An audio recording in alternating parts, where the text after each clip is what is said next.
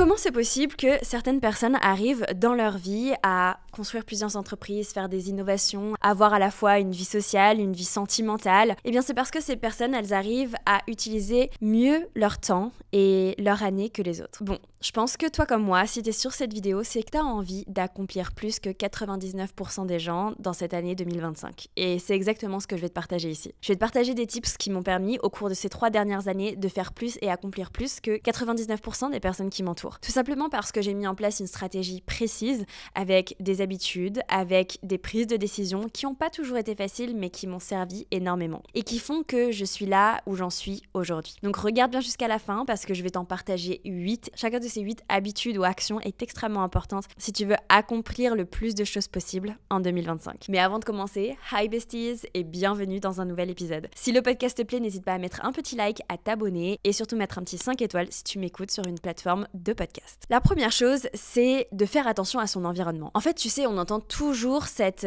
statistique qui dit tu es la moyenne des 5 personnes qui t'entourent. En réalité, je pense que c'est pas du tout vrai actuellement qu'on est la moyenne des 5 personnes qui nous entourent, mais plutôt des 5 personnes que l'on suit. Je sais que ça peut être vraiment une pensée limitante que de se dire peut-être que ces personnes autour de moi ne font pas ce que je veux faire, donc il faut que je me sépare de ces personnes si je veux pouvoir atteindre ce que je veux atteindre. Et moi aussi, ça me donnait un petit peu de la culpabilité quand j'ai commencé tout mon chemin pour me développer, m'enrichir, etc. Parce que je me disais, personne littéralement dans mon entourage qui fait ce que j'ai envie de faire. Et du coup, est-ce que je dois me séparer de cette personne? Est-ce que ça veut dire que ces personnes me ralentissent? Est-ce que si je reste avec cette personne, je vais pas pouvoir atteindre mes objectifs parce qu'en fait, je leur ressemble? En fait, j'ai réalisé que c'était vraiment une pensée limitante et qui était même inculquée par le développement personnel parce que c'est vrai que c'est toujours répété, même Tony Robbins, etc. le répète. Mais en fait, pour te donner un exemple, mon premier copain, quand j'ai développé toute cette partie mindset, entrepreneuriat, investissement, etc. C'était un mec qui faisait du rap et tout, et donc littéralement il se couchait à 15h du matin, il se levait genre à 1h de l'après-midi. Alors au début, en fait, c'était assez facile de pas avoir le rythme de vie, tout simplement parce que la semaine, je n'étais pas avec lui, j'étais avec lui que le week-end. Mais par exemple, le confinement est arrivé, donc on était tout le temps ensemble, et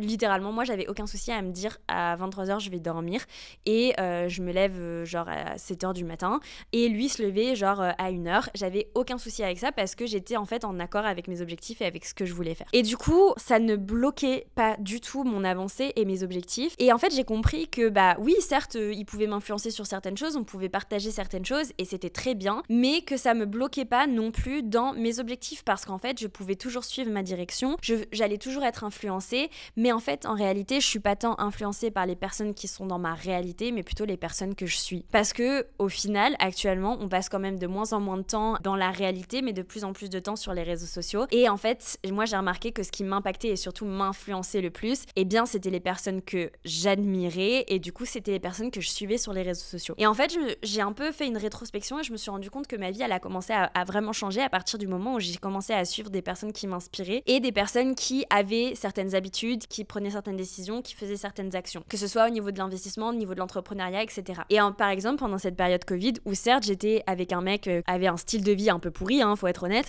ça me touchait pas forcément parce que aussi tous les jours j'étais en train d'écouter des livres audio de personnes hyper inspirantes qui avaient fait énormément de choses, j'étais en train de me nourrir, d'apprendre, je commençais des formations. En fait, j'étais constamment en train d'être influencée, mais par des choses qui étaient extrêmement positives pour ma vie et que j'étais littéralement influencée par les 5 personnes que je suivais le plus parce que je regardais constamment leurs vidéos, parce que j'étais constamment en train de me former et c'était ça qui réellement m'influençait. Donc la première chose que tu dois faire, c'est suivre des gens qui t'inspirent. Et donc c'est un peu faire le tri sur ces réseaux sociaux aussi, arrêter de regarder que des vlogs, des trucs de comment ça va, trick. Alors ce qui est bien, c'est qu'il y a de plus en plus de vlogs par exemple de personnes qui font de l'entrepreneuriat, qui font vraiment des actions et qui veulent vraiment améliorer le monde, donc ça va donner une perspective qui peut être vraiment motivante et inspirante. C'est pas juste en tout cas une nana qui fait ses courses, qui raconte sa vie, qui va emmener son fils à l'école, même si c'est très bien, je peux être la première à regarder des choses comme ça le soir pour me détendre, mais c'est pas consommer uniquement que ce contenu, et surtout sur Instagram ou sur TikTok où on peut scroller pendant des heures et des heures, c'est apprendre à son algorithme à nous proposer des choses en fait qui vont nous instruire, qui vont nous inspirer et nous pousser, parce que c'est ces messages-là qui rentrent dans notre tête constamment et c'est eux en fait qui impactent réellement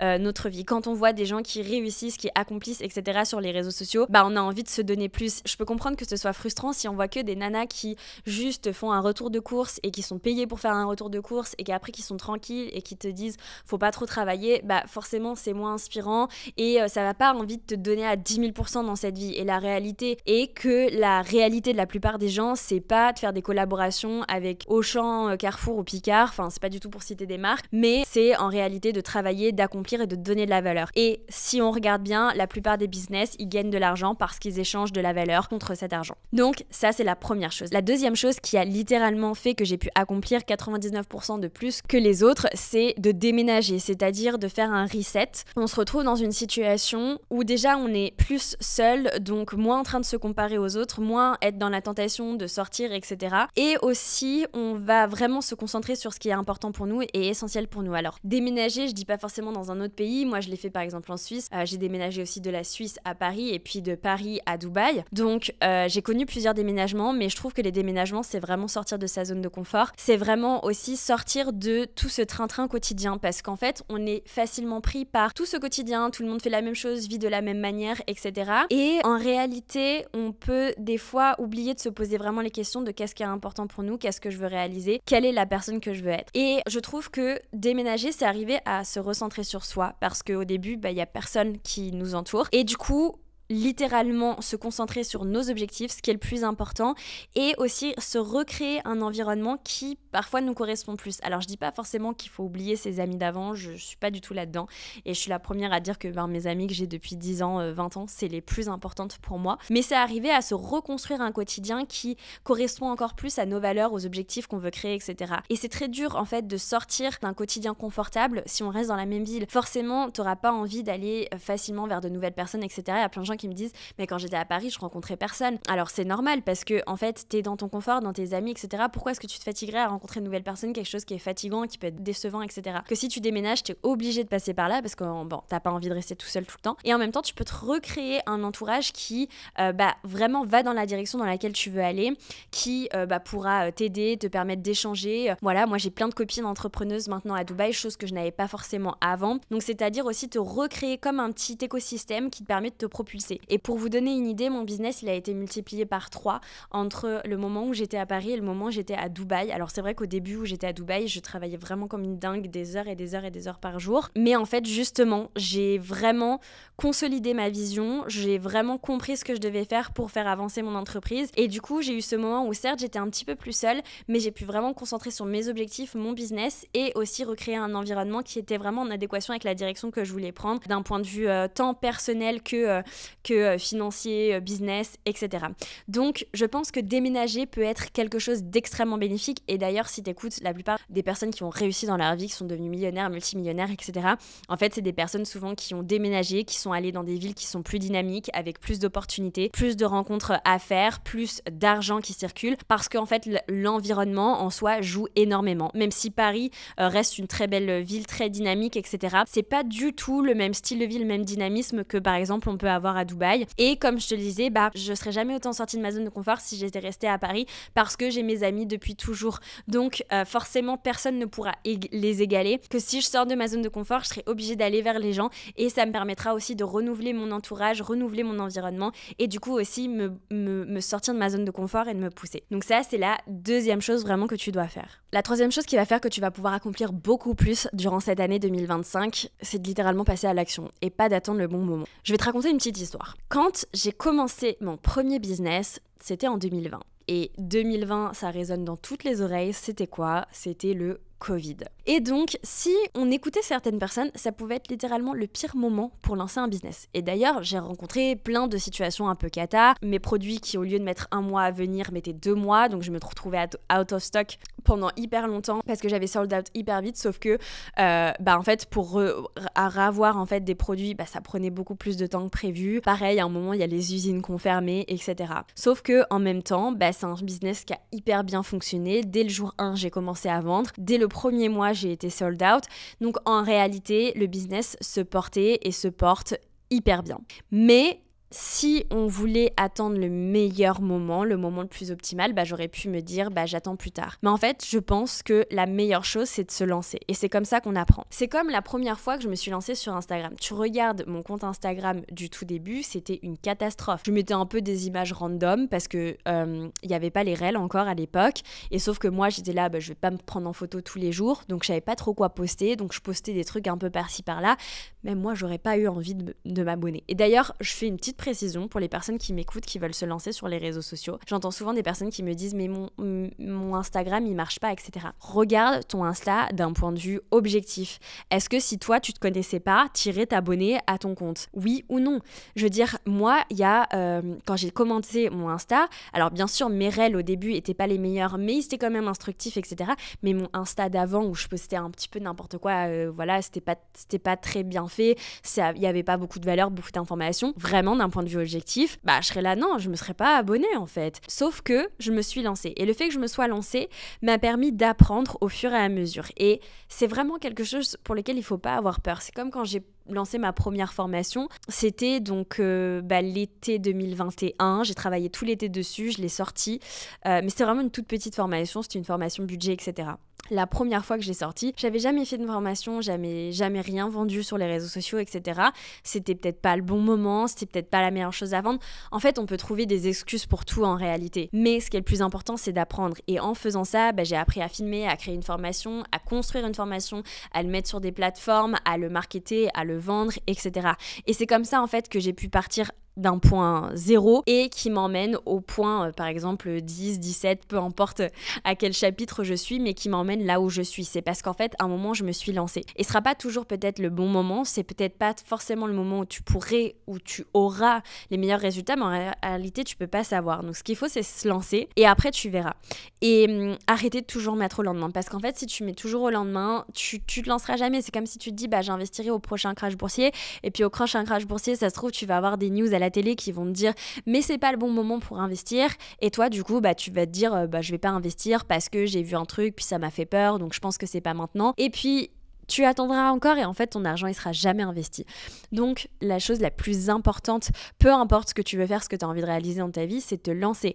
Tu as envie de te mettre au sport, va à la salle de sport. C'est que comme ça en fait que tu arriveras à avancer. C'est pas en y pensant, en y réfléchissant et en se disant mais le scénario A, B, C. Non, lance-toi. Au pire ça fonctionne pas et alors. Bien sûr, je dis ça tout en prenant des précautions, c'est-à-dire je vais vous en parler dans un autre épisode, mais j'ai jamais eu une situation où j'ai décidé du jour au lendemain de quitter en fait mon travail et de me retrouver dans une situation financière délicate, etc. J'ai jamais pris cette décision-là. J'ai toujours été précautionneuse et pris mes responsabilités financières, tout simplement aussi parce que je sais qu'il y avait personne pour me backuper derrière. Donc si moi j'assurais pas, personne n'allait assurer à ma place et j'allais me retrouver vraiment dans une situation un peu pourrie. Donc j'ai pris mes responsabilités, mais tout ça pour te dire que c'est important de passer à l'action, de faire les choses tout en préparant ses choix et ses actions, mais de les faire. Ensuite, le point suivant, c'est de ne pas remettre la faute sur les autres. Il y a plein de situations où on va se dire c'est de sa faute. Par exemple, je te prends une situation à moi que j'avais vécue où je t'en ai déjà parlé dans mes plus grosses erreurs, etc. C'était le moment où j'avais lancé pour la première fois un coaching one-to-one, mais c'était avec un package, etc. J'avais fait un truc un peu complexe et j'avais pour la deuxième fois, fait appel à un copywriter qui avait un peu travaillé sur ça avec moi, et il s'avère que ça a fait un flop de ouf. Sur les premières 24 heures, il y a eu 0 personne, et après je crois qu'il y a eu juste une personne qui s'est inscrite. Et j'aurais pu me dire, eh bien c'est la faute du copywriter parce qu'il a pas bien fait son travail, donc c'est de sa faute quoi si ça marche pas. Non, en réalité c'était la mienne. C'était la mienne parce que sûrement je lui avais pas donné assez d'informations ou les bonnes informations, je l'avais pas bien formé, je lui avais pas bien transmis les informations, et peut-être moi aussi au niveau de mon marketing, je me suis plantée, ou je me suis tout simplement plantée au niveau de la construction du produit qui ne répondait à aucune demande, et je pense que c'était vraiment ça le fond du problème. Mais on peut l'avoir dans plein d'autres situations. Je le pense souvent, par exemple, quand on délègue quelque chose. Elle a mal fait la compta. Est-ce que toi, au départ, quand t'as formé par exemple ton employé à faire la comptabilité, tu l'as bien formé? Ou par exemple, ma femme de ménage, elle a pas bien fait le ménage. Est-ce que tu lui as dit exactement ce que tu voulais. Est-ce que tu lui as dit, j'en sais rien, si tu laves le linge ou quand tu laves la cuisine, j'aimerais que tu passes là, là et là. En fait, souvent, on va remettre la faute sur les autres, mais en réalité, elle est sur nous. Et l'autre jour, j'ai écouté une phrase d'un réel qui disait « Quand tu décides de ne pas changer quelque chose, tu décides de l'accepter ». En fait, je la trouve assez puissante cette phrase parce que si tu fais pas en sorte de changer cette situation qui ne te convient pas, c'est-à-dire que tu décides de l'accepter. Donc en fait, soit ta femme de ménage, tu lui dis j'aimerais que ce soit fait comme ci, comme ça, ton employé comme ci, comme ça, ou ton business j'ai envie de changer ci et ça et ça. Tu fais des tests, si ça fonctionne tant mieux, si ça fonctionne pas, tu peux réessayer. Si par exemple, tu peux réessayer, mais en fait, il faut d'abord te remettre toi en question avant de remettre les autres en question. Parce que souvent, le problème, il part plutôt de nous, plutôt que des autres. Et la plupart des personnes qui ont réussi et excellé dans ce monde, en réalité, ont cette capacité à se remettre en question et à retravailler pour toujours s'améliorer. Je te prends un autre exemple, quand tu vas publier sur les réseaux sociaux. Dire « les gens n'ont pas aimé mon reel ». C'est que ton reel était pas assez bon pour Instagram et il n'a pas tourné et il n'a pas été apprécié. C'est pas la faute des gens, c'est pas la faute d'Instagram, c'est ta faute à toi. Et il faut que tu regardes qu'est-ce qui a pas fonctionné et qu'est-ce que tu peux améliorer pour que le prochain reel, il soit accepté. C'est ça, en fait, qui est vraiment important. Il faut pas remettre la faute sur les autres. Oui, mais il a mal fait ci, il a mal fait ça. Non. Regarde, toi, ce que tu peux faire pour que le résultat soit meilleur et soit vraiment ce que tu attends, en fait, tout simplement. Et pour ça, ça demande à se remettre en question. La 5e chose que tu dois faire en 2025 pour accomplir beaucoup plus que 99% des gens, c'est d'éviter la tentation. C'est toujours plus difficile de résister que d'éviter. On prend souvent cette situation dans le couple. En fait, c'est plus facile d'éviter par exemple la tromperie si tu ne te retrouves pas dans des situations où ce serait possible. Parce qu'en fait, tu n'auras pas besoin de résister. Donc, tout simplement, c'est éviter de se retrouver tout seul qu'avec des filles ou de se retrouver avec des copains ou des copines qui acceptent l'infidélité. En fait, toutes ces situations qui feraient que tu pourrais facilement être infidèle tout simplement parce que ça ne se saurait pas ou ce serait toléré, etc. Et donc, ça va être beaucoup plus difficile de résister parce que tu es dans une situation où tout serait propice pour que tu puisses tromper la personne sans qu'il y ait de conséquences. Que, en fait, pour éviter cette situation, tu pourrais tout simplement décider de moins sortir ou de ne pas sortir avec les personnes qui trompent leurs copines, etc. ou leurs copines ou leurs copains, etc. Et du coup, en fait, tu aurais beaucoup moins de chances de te retrouver dans cette situation. C'est pareil si tu es tout le temps avec des personnes qui sortent. C'est beaucoup plus difficile de résister si tout ton entourage est constamment en train de sortir, aller dans des clubs, etc. plutôt que si tu as un entourage qui va juste faire un petit dîner de temps en temps. Tu vas pas devoir dire non constamment et te justifier constamment. Et donc, tu seras beaucoup moins tenté. Et ça, c'est vraiment, mais quand je te dis vraiment, une solution à beaucoup de tes problèmes dans plein de situations. Si tu es constamment avec des gens qui t'entraînent vers ce vers quoi tu veux pas aller sera beaucoup plus difficile parce que constamment tu devras dire non, tu devras te justifier et les personnes elles vont pas forcément comprendre. Alors bien sûr, au fur et à mesure du temps, tu peux construire des relations, des amitiés où tout le monde va avoir un style différent de vie. Mais dans ton quotidien, je pense vraiment qu'il faut faire en sorte d'avoir le plus possible des personnes qui soutiennent en tout cas ta vie et ta vision et qui t'entraînent le moins possible vers la tentation. En tout cas, si tu veux accomplir le plus de choses possible, tu peux pas constamment être entouré de gens qui font rien et qui font la fête. Et honnêtement, je parle en connaissance de cause. Quand je suis en République dominicaine, alors ça va parce que j'ai un chéri avec qui je vais sortir par exemple que le week-end, etc. Pas du tout la semaine. Mais je regarde certains de ses amis par exemple, ils sont constamment en train de sortir. Et si moi je me mettais à être copine avec d'autres filles, etc. qui étaient comme ça, forcément j'aurais beaucoup plus envie de sortir. Que là, je fréquente en fait des personnes qui sortent moins, je suis beaucoup avec mon copain qui sort moins, et du coup j'ai beaucoup moins cette tentation parce qu'en réalité, dire non tout le temps, même pour les gens qui sont forts mentalement, c'est difficile parce que tu te dis j'ai pas envie d'être seule non plus tout le temps chez moi, j'ai envie de pouvoir sortir, faire d'autres choses, etc. Donc le mieux, c'est de te mettre dans la meilleure situation possible, entourer des meilleures personnes, implémenter les meilleures habitudes, vivre dans les environnements qui sont les plus propices. Par exemple, moi, dans mes 2 appartements que j'ai, que ce soit à Punta Cana ou à Dubaï, je vais avoir un lieu de travail avec vraiment un bureau que je peux fermer comme ça. Même s'il y a de la vie, même s'il y a de la visite, je peux m'enfermer et travailler et être dans un cadre de travail qui soit le plus bénéfique pour moi. Donc, je fais toujours en sorte, en fait, d'être dans la meilleure situation situation possible pour mon travail, mes objectifs, mes investissements et mon futur. Ensuite, la chose qui est très importante pour cette année 2025, c'est de te donner minimum 60 jours où tu vas te dédier à l'objectif que tu veux atteindre. En fait, souvent, on a envie d'avoir des résultats hyper rapides et de se dire, je vais me lancer dans l'investissement et dans 2 semaines, c'est bon, j'investis, j'ai ma stratégie, etc. Non, ça prend un peu plus de temps. Alors, l'investissement, vraiment, si tu t'y dédies en 1 mois, tu peux être formé, avoir ta stratégie et te mettre à investir sans aucun souci. Ensuite, ça peut être aussi, créer un business, me développer sur les réseaux sociaux. Tu peux avoir plein d'objectifs différents, rencontrer l'amour de ta vie, peu importe. Tout ça, ça prend du temps en fait. Et je sais qu'il y a plein de personnes qui se disent, j'abandonne, ça marche pas, j'ai pas de résultats. Je discutais encore avec une copine qui me disait, il y a 2 ans, je m'étais lancée sur les réseaux sociaux. Au bout d'1 mois, j'ai pas vu de résultats, entre guillemets, parce qu'elle avait déjà pris, 50 ou 100 abonnés. Mais déjà, on minimise nos résultats. Mais en plus de ça, elle me disait, je voyais pas les résultats que je voulais, donc j'ai abandonné.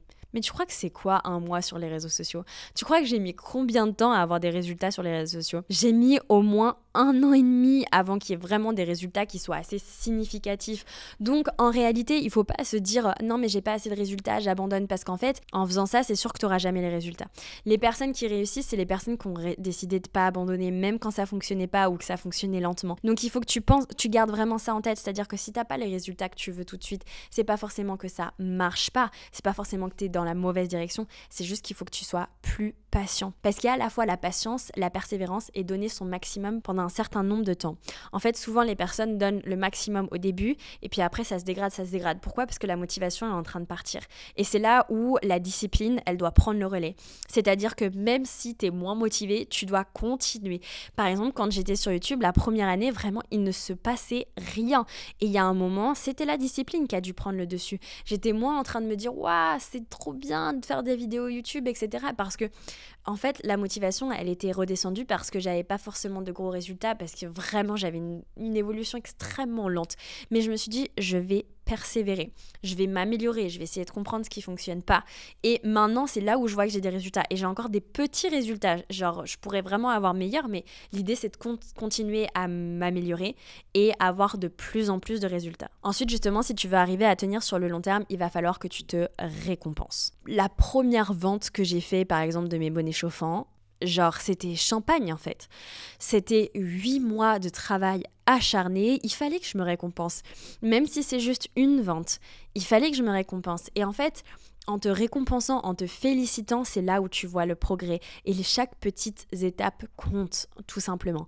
Donc, prends le temps de célébrer, d'apprécier chaque étape que tu fais. Là, ce week-end, on a fait le séminaire. Pour certaines personnes, c'était le premier séminaire qu'elles faisaient de leur vie. Félicitez-vous d'avoir fait ce séminaire. Félicitez-vous d'avoir participé à ce séminaire. Sois fier de toi, d'avoir fait un pas en avant, d'avoir fait une chose en plus dans ta vie, d'avoir découvert quelque chose en plus, d'être sorti de ta zone de confort. Il faut vraiment que tu prennes le temps d'apprécier chaque étape, chaque victoire et de le fêter. Moi, dimanche soir, j'ai dit à plusieurs amis, entourage, etc. de venir avec moi. On a tous partagé un dîner ensemble, on a tous profité ensemble. Pourquoi? Parce que je tenais vraiment à fêter en fait ce moment, à fêter ces 2 jours de séminaire. Même si c'est le 2e, c'est un accomplissement énorme. C'est énormément de travail déjà sur plusieurs mois. C'est énormément d'énergie et de concentration parce que littéralement la première journée, je parle de 9h du matin jusqu'à 22h non-stop. Le seul moment que je prends off, c'est le moment où je mange le midi. Et donc ça dure littéralement 35 minutes, 40 minutes et je repars. Et pareil pour le jour numéro 2. Donc littéralement, je suis là non-stop. Donc c'est une énorme victoire pour moi parce qu'aussi je sors de ma zone de confort, etc. Et donc je veux me féliciter pour ça. Et depuis des années, au fur et à mesure de mes victoires, de mes plus petites ou plus grandes victoires, vraiment je me félicite et je prends le temps de célébrer et c'est hyper important. Et enfin surtout, et c'est ça qui va te permettre de réussir vraiment cette année, c'est de ne pas comparer ton chapitre 1 au chapitre 27 d'une autre personne. Et tu vas me dire en quoi ça va me permettre d'accomplir beaucoup plus que les autres. Et bien tout simplement parce qu'en fait quand tu compares ton chapitre au chapitre 27 d'une autre personne, tu vas pas avoir envie de faire les choses, tu vas pas avoir envie d'avancer. Pourquoi ? Parce que tu vas être frustré. Tu vas te dire, mais attends, cette personne-là, elle a 27 ans, elle a déjà créé telle et telle entreprise, elle vit, j'en sais rien, à Dubaï ou en Afrique du Sud, elle a déjà 100 000, 200 000 sur son compte en banque, peu importe. Et toi, tu vas dire, bah moi, j'ai encore rien créé, j'ai pas fait assez d'argent, donc à quoi ça sert ? Parce que de toute façon, je suis en retard, je vais jamais rien arriver, de toute façon, c'est des personnes, il y a que certaines personnes qui réussissent. En fait, tu vas remplir ta tête de pensées limitantes et tu vas rien commencer et rien débuter parce que tu vas comparer tout simplement ton chapitre 1 au chapitre 27. Sauf que tu sais pas que cette personne, quand elle a commencé au niveau 0, comme tout le monde. Il n'y a personne qui commence au niveau 40, sauf cas exceptionnel d'aide, etc. Mais la plupart des gens, ils commencent au niveau 0. Et je discutais avec une amie à moi, elle avait envie de sortir des e-books, etc. Je lui dis, vends-le par exemple 35 €. Elle dit, mais attends, je vais pas devenir millionnaire avec ça, Rachel. Et je lui dis, mais attends, tu crois que ma première formation que j'ai sortie, je l'ai vendue combien ? Personne te connaît, personne sait qui t'es, d'où tu viens, etc. J'avais même pas 1000 abonnés encore sur les réseaux sociaux. Quel moment j'aurai la notoriété et la prétention, sachant que c'est ma première formation, que j'en ai encore jamais fait, j'ai pas d'expérience, pour vendre ça à 500, 1000 €? Pas du tout. C'est ok de commencer en bas et petit à petit tu vas faire ton chemin, apprendre, évoluer. C'est après que j'ai créé une autre formation qui là était de bien meilleure qualité, bien mieux construite et qui justement fait que aujourd'hui je fais de super formations que je peux mettre à un prix qui soit plus élevé, etc. C'est parce qu'il y a aussi une vraie qualité derrière. Je me serais jamais permise de vendre quelque chose qui n'avait pas haut niveau de qualité, dont je n'étais pas 100% sûre, etc. Et pourtant, c'est pas parce que j'ai vendu ma première mini formation à 50 € que ça veut dire que je pourrais être jamais millionnaire en fait, parce que les prix peuvent évoluer, parce que surtout tes connaissances, la valeur que tu apportes va évoluer, la qualité de ce que tu vas créer va évoluer, etc. Donc ne te dis pas c'est lui est à cette étape-là, donc il faut que je sois forcément à cette étape-là, ou il faut forcément que je commence avec un truc gigantesque. J'ai discuté avec l'une d'entre vous au séminaire qui me disait j'ai un projet potentiel immobilier qui coûte 8 millions d'euros, etc. Je pense que c'est une bonne idée, ça peut me permettre de me rapporter de l'argent, etc. Bref, je vais pas vous donner tous les détails de ce projet parce que c'est quelque chose de privé, mais on en discute un peu, puis je lui dis il est peut-être pas rentable ce projet, déjà pose-toi des questions, mais c'est aussi pourquoi partir tout de suite sur un projet à 8 millions quand on n'a pas forcément les connaissances, les fonds, etc. Et pourquoi pas plutôt commencer avec quelque chose où on va avoir vraiment de la solidité financière, on va pouvoir construire, on va sur un projet qui est quand même beaucoup plus sûr, aussi avec moins de risques financiers, parce que faire un prêt de 8 millions d'euros ou même un peu moins, mais c'est quelque chose de gigantesque qui peut nous mettre dans une situation financière qui serait dramatique si jamais ça ne fonctionne pas. Et pourquoi pas partir déjà de l'étape numéro 1 avant d'essayer de faire un projet que l'on ferait, même moi je ferais pas un projet à 8 millions d'euros actuellement, déjà là je fais des projets qui sont dans le million d'euros, c'est déjà un gros investissement et je peux vous dire que je suis en train de checker toutes les entreprises, que pour ceux qui ne savent pas, là je suis en train de faire un rachat de business, donc c'est à peu près dans le million d'euros. Je peux vous dire que je le check et je les recheck les entreprises, donc et moi, pour moi, je suis à ce niveau-là et au fur et à mesure du temps, je vais avancer. Mais je n'aurais jamais pris, il y a des années en arrière, le risque de faire un prêt de 7 millions d'euros, par exemple, alors que déjà, il fallait que je construise ma richesse, que j'augmente mon patrimoine, parce qu'on prend 6 ans en arrière, j'avais pas du tout 100 000 euros sur mon compte, hein, même pas. C'est à mes 25 ans que je les ai atteints. Donc, si on prend 6 ans en arrière, je commençais tout juste à travailler. La première année, j'ai fait mon épargne de précaution qui était 10 000 euros.